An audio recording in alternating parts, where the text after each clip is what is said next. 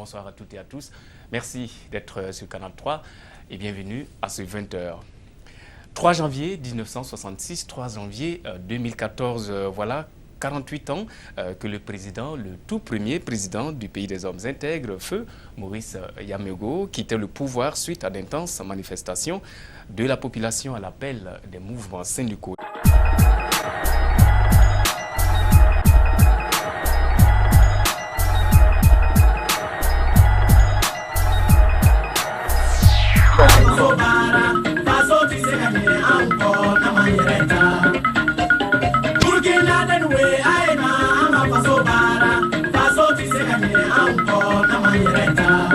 Le président Maurice Yameogo, celui-là même qui avait proclamé l'indépendance de la Haute-Volta le 5 août 1960, n'est plus. Mes chers compatriotes voltaïques, aujourd'hui 5 août 1960, à 0h, au nom du droit naturel de l'homme à la liberté, à l'égalité et à la fraternité, je proclame solennellement l'indépendance de la République de Haute-Volta. Et mon invité, je vous l'annonçais tantôt, c'est Bishop Claver Yameogo, le fils du président Maurice Yameogo, le président même qui a été déchu en 1966, le 3 janvier 1966, cette journée commémorée encore aujourd'hui, 48 après. Bonjour et bienvenue, monsieur Yameogo. Bonsoir à vous, et je salue aussi tous ceux qui nous regardent en ce moment sur cette belle chaîne Canal 3. Alors, nous sommes en début d'année 2014. Pouvez vous permettre de dire, de présenter vos vœux aux téléspectateurs? Eh bien, mes vœux sont les vœux les meilleurs que je souhaite à vous tous qui nous regardez, parce que cette année 2014 est une année d'abondance. Je le place sous le signe de l'abondance spirituelle et sous le signe de la moisson surnaturelle. Ce qui veut dire que vous voyez, quand vous prenez le chiffre 2014, vous voyez que le chiffre 14 est un chiffre prémonitoire. Pourquoi? Parce que dans le chiffre 14, la femme commence à être fertile au 14e jour. Donc, à partir de 14, c'est important. Maintenant, vous prenez 14, ça fait 2 fois 7. 2 fois 7, 14. C'est-à-dire que le 7 est le chiffre de la perfection. Le chiffre de la perfection, c'est-à-dire que Dieu vous bénira doublement en cette année. Quand vous prenez 14, ça fait 1 plus 4, ça fait 5. 5, c'est le chiffre de la grâce. C'est-à-dire que toute chose que vous allez avoir, vous ne le méritez pas, mais Dieu vous le donne par grâce. Et quand vous prenez 1 moins 4, ça fait 3. Alors que 3, c'est le chiffre de Christ, le chiffre de la résurrection. C'est le 3e jour qu'il est sorti. Donc, tout ce qui était mort en vous doit ressusciter en cette année. Et quand vous prenez maintenant 2014 et que vous additionnez, vous avez 2 plus 1, 3, plus 4, 7, nous sommes dans un chiffre de la perfection. Donc cette une année est normalement placée sous un signe de bénédiction. À vous spirituellement d'entrer en communion, en contact avec Dieu, et vous verrez que vous allez avoir ce qui vous permettra d'aller jusqu'à la fin de votre vie sur cette terre. Que Dieu vous bénisse, et c'est ce que je souhaite à tout un chacun, une moisson abondante et bien sûr des bénédictions surnaturelles en abondance dans vos vies au nom de Jésus-Christ. Très bien. Cette journée, c'est le 3 janvier et nous sommes en 2014, 48 ans après que votre père, feu Maurice Yameogo, quitte le pouvoir. Est-ce que vous avez encore des souvenirs de cette date du 3 janvier 1966? Non, pas du tout. Et puis, je préfère qu'on dise quitte le pouvoir que déchu. Parce que ce n'est pas un terme que j'affectionne, que j'apprécie personnellement. Il faut dire qu'à l'époque, j'étais en France. Je suis né en 62. Donc, quand j'avais 3 ans, ma mère est partie en France sous l'ordre de mon père, afin que je reste là-bas. Très bien. Et donc les événements se sont passés, c'est ma mère qui les a vécus depuis la France, et elle était soutenue financièrement par mon père, parce qu'elle faisait des études en haute couture. Et l'ambassadeur d'alors a été rappelé, il est parti, il a vidé les caisses, et tout ce qu'il devait remettre à ma mère, il ne l'a pas fait, et elle a été obligée de travailler pour m'entretenir. Vous comprenez? Moi, je n'ai pas eu une enfance facile, parce que dès que je suis né, il y a eu des problèmes sur ma vie. Voilà, parce que c'était une honte que le président de la République ait un enfant hors mariage. Et alors, je me rappelle, son oncle voulait même m'adopter. Mon oncle, Denis Yameogo, il a dit non, je vais le reconnaître, c'est mon fils. Ils ont tenté de me kidnapper alors que j'étais bébé. Ils ont tenté de me kidnapper. Et c'est là qu'il a préféré, pour notre sécurité, nous envoyer en France. Et quand il est sorti de prison en 70, il a appelé ma mère, il a dit, il faut que tu rentres avec Claver, parce que c'est avec toi que je veux vivre maintenant jusqu'à la fin de mes jours. Et j'ai vécu, alors j'ai grandi avec mon père de 70 jusqu'à sa mort 93. Et alors là, il nous en a dit des choses. Il nous en a dit des choses sur la politique. Et c'est pour cette raison que je suis là avec vous, pour pouvoir partager toutes ces choses. Très bien, déjà. En tout cas, le 3 janvier 1966, votre père a dû quitter le pouvoir sous la pression de la foule, sous la pression de la population. Tout à fait. Et ce qui fait de ce jour, n'est-ce pas, 3 janvier 2014, un jour férié, chômé, payé. Comment est-ce qu'on fête cette journée quand on est fils président, quand on est famille Yamego? Je ne la fête pas. Et puis je trouve cette fête un peu, pour moi, ridicule et absurde. Parce que dans la mesure où on reconnaît les talents de Maurice Yameogo comme fin politicien, comme homme ayant combattu les Blancs, et puis, comment dirais-je, il a beaucoup de choses à son actif. Écoutez, le 3 janvier, on le fait pourquoi? Vous l'élevez au rang de homme d'État, avec au monument, il est mis sur le rond-point là-bas, et puis on lui donne une rue. Bon, même si elle n'est pas bien grande, c'est pas grave, mais quand même, on lui reconnaît une rue à Ouagadougou, l'avenue Maurice Yameogo. Et puis, vous fêtez un mois après, le 11 décembre, on le fête, et le 3e, on fête son départ. Ou tout. Mais ce n'est pas... Écoutez, pourquoi Maurice Yameogo est parti? Maurice Yameogo est parti tout simplement parce que la France a instrumentalisé les syndicats. Maurice est celui qui s'est levé et qui a voulu appliquer la politique d'indépendance dans son plein droit. Alors, sans vous couper, est-ce que c'est le départ de Maurice Yameogo qui est célébré? Est-ce que ce n'est pas là, cet événement historique, n'est-ce pas, la marche, la descente, la force syndicale dans la rue qui fait partir un président qui est célébré par, par le pays? Oui, mais le problème est que Maurice est un moussi, fur et fier. Et il a dit sous la pression, il n'a pas donné l'ordre au président Sangoulé Lamizana de tirer sur la foule. C'est cela, c'est vrai que nous allons venir. Ce que je veux dire, il n'y a pas eu de pression. Il était président, il était le chef suprême des armées. Il aurait pu rester au pouvoir s'il le voulait. Et il n'y aurait rien eu. Il y a bien des présidents qui, à son époque, ont gardé le pouvoir. Et puis, vous savez, quand on veut être intègre, on finit toujours mal. Il y a le président Houphouët-Boigny. Lui, il était à la solde de la France. Ses conseils de ministres étaient filmés. Tout le monde savait ce qu'il était. Même la présidence était louée à la France. Donc, les Français, avec le 43e BIMA en France, ont protégé le président Félix Houphouët-Boigny parce qu'il faisait ses affaires. Le jour où Houphouët-Boigny, à cause du café cacao, a voulu changer les prix et qu'il y a eu le clash, on s'en suit toutes les difficultés qu'ils ont eues jusqu'à sa mort, c'est-à-dire en 90. Donc, ce que je veux dire, c'est simple. Il faut qu'on revienne dans le contexte. Mais qu'est-ce qui s'est passé en 66? Alors, qu'est-ce qui s'est passé avant de venir à cette question? Les syndicats, en tout cas, ont dénoncé à l'époque beaucoup de mots, n'est-ce pas, du régime Yameogo. On parlait de gabégie, on parlait de corruption et pire, on parlait de restriction de la liberté syndicale et la liberté de population. Peut-être tous ces éléments qui ont conduit à cette marche qui a fait partie... Mais écoutez, vous savez, dans un pays, il y a toujours une opposition, il y a toujours un parti au pouvoir. Donc l'opposition cherchera toujours les failles du parti au pouvoir. Mais aujourd'hui... Il n'y avait qu'un seul parti. Il n'y avait qu'un seul parti. Le parti du chef de l'État. Mais il faut écouter, comment dirais-je, il faut écouter aussi ce que les autres disaient à l'époque. Parce que Maurice, si vous voulez, quand il est venu au pouvoir, il s'est battu. C'était Ouézin Coulibaly qui devait être président. C'est cela. Ok? Mais Ouézin Coulibaly a mis son dévolu sur Maurice Yameogo.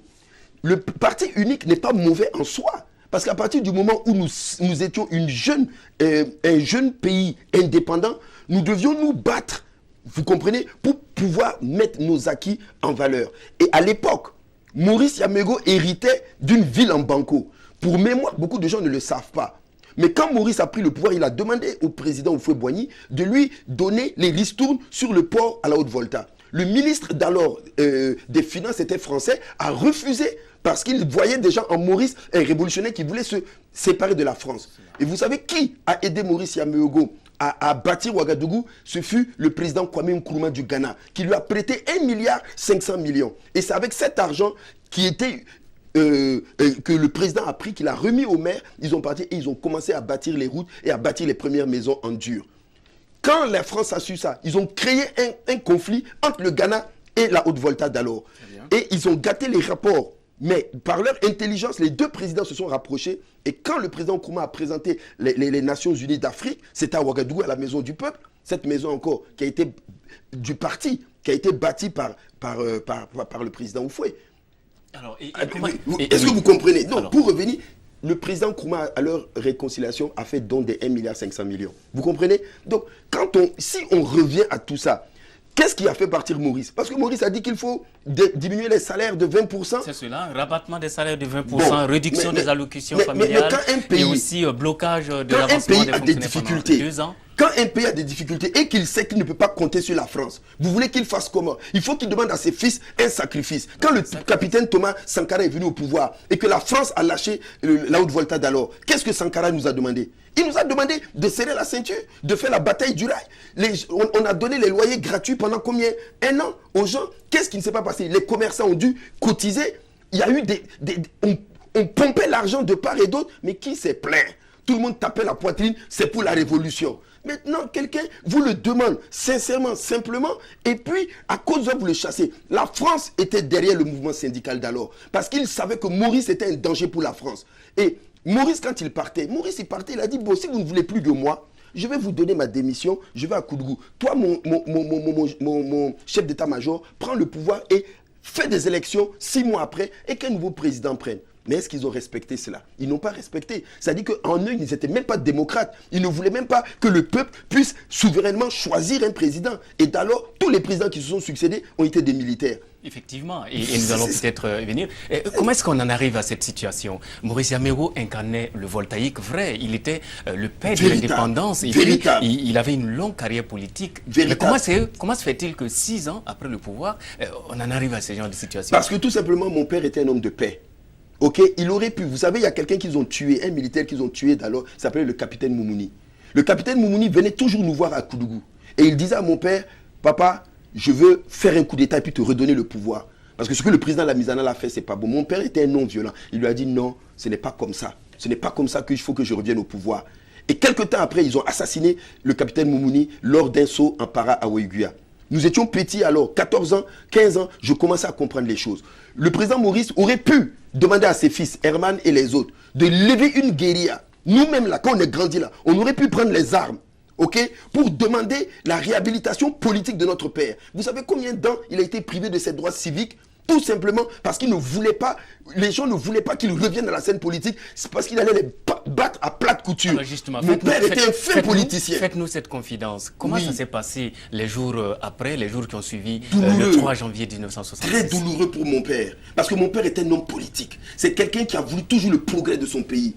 Nous avons été les premiers à voir la télévision. Nous avons été le premier pays noir à aller aux États-Unis. Nous avons été le premier pays à aller en Israël. Vous avez vu tout ce qui s'est bâti comme l'hôtel Indépendance. Vous voyez les réalisations. Mon père était un avant-gardiste. Ok, donc il voulait développer la Haute-Volta, le Burkina d'alors, comme un pays puissant. Mais ce qu'il ne voulait pas, c'est être un pion ou un pantin de la France. Et quand il partait aux États-Unis, la France a commencé à le menacer, à Marseille, de ne pas y aller. Il a dit, mais quels sont ces gens-là qui peuvent interdire un président élu de faire ce qu'il veut? Et tout ça a déplu à nos soi-disant tuteurs. Et eux, ils se sont mis à le combattre pour le renverser. Quand même le président a été arrêté sous la Révolution et qu'il était à Pau, il a écrit des mémoires que j'ai en écrit. J'ai des révélations de mon père qu'il a mis en manuscrit sur tout ce qui s'est passé lors du 3 janvier, après le 3 janvier, son internement à Pau et toutes ces choses-là. On n'a jamais permis à Maurice Yamego de prendre la parole. Jamais on l'a invité sur un plateau de télé pour avoir... Et les gens racontent du n'importe quoi sur lui, qu'il aurait demandé à tirer sur la foule, que Maurice aurait volé ceci, aurait volé cela. Nous allons peut-être terminer avec cela. C'est grave. Dites-nous aujourd'hui si, en tout cas, les coulisses, les confidences de votre père, est-ce qu'il a véritablement demandé à son chef d'État général d'alors, le général Lamizana, de tirer sur la foule? Non, jamais. Comme ce qu'il est dit dans l'histoire. Cela a été rétabli par Alain Foka sur RFI. Alain Foka a appelé lui-même le général, parce qu'à l'époque, c'est des gens qui soutiennent ça, ce sont des gens comme les Frédéric Guirma.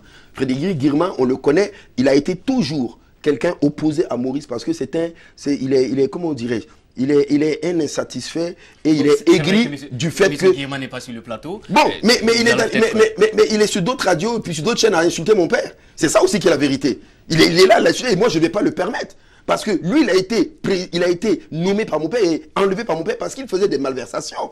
Donc à partir de ce moment, il a juré qu'il ferait tout pour amener mon père dans la boue. Et c'est lui qui affirme qu'il a donné l'ordre. Mais Lamizana a rétabli la vérité quand Alain Foka lui a demandé, Général Sangoulé Lamizana, s'il devait donner ce type d'ordre, c'est à vous qu'il l'aurait donné. Vous a-t-il ordonné de tirer sur la foule, oui ou non? À ma connaissance, non.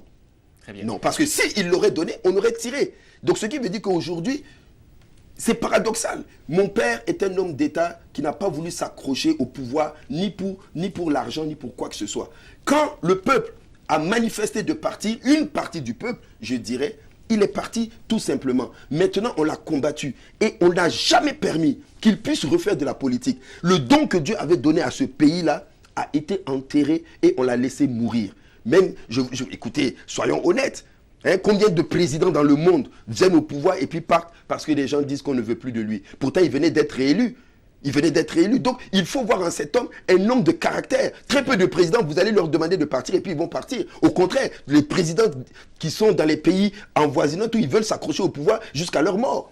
C'est ce qui est différent. Merci. Donc aujourd'hui, il faut reconnaître la valeur intrinsèque et la valeur morale d'intégrité de ce président. Et arrêter de fêter des choses qui ne sont pas fêtables. Parce que quand on regarde tout ce qui s'est passé après, pour reconnaître que Maurice Yamego était un saint, je dirais entre griffes. Parce qu'il n'a pas voulu faire couler le sang, il a préféré quitter le pouvoir que de s'y accrocher. Merci, et aujourd'hui, on doit ça à son actif. Merci, M. Yamego. Merci à vous. Merci, Bishop Yamego, il faudra dire. Claver, oui. Claver. Merci d'avoir été avec nous, merci d'avoir rétabli quelque point ou en tout cas dit une version un peu plus proche de l'homme. Oui, j'ai vécu avec lui, j'étais son fils. Papa nous donnait des confidences. Donc je pense qu'à partir de là, il faut saluer plutôt son courage. C'est d'être parti. Merci d'avoir été avec nous. Vous restez pour quand même la suite du journal. Et avec plaisir. Ainsi se referme ce journal, édition spéciale 3 janvier 1966, 3 janvier 2014. Merci de l'avoir suivi. Bonne suite de programme sur Canal 3. On se retrouve demain 20h.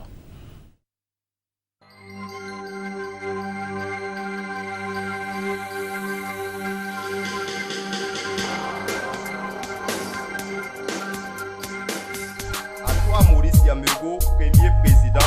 Le Faso, tes enfants et tes petits-enfants te rendent un vibrant hommage. Tu as été un vaillant combattant. La lutte de ces hommes pour la République, la lutte de ces hommes pour l'indépendance de notre pays. Mais vous savez aussi qu'au-delà de son action, de ces premiers temps de l'indépendance de la République, nous avons eu aussi à le côtoyer à travers des coups de fil, à travers des échanges de correspondance. Et nous avons su que cet homme aimait toujours son pays. Et cet homme a respecté, a aimé notre 4e République. Voilà aussi une des raisons qui nous a imposé cette manifestation imposante lors de sa disparition.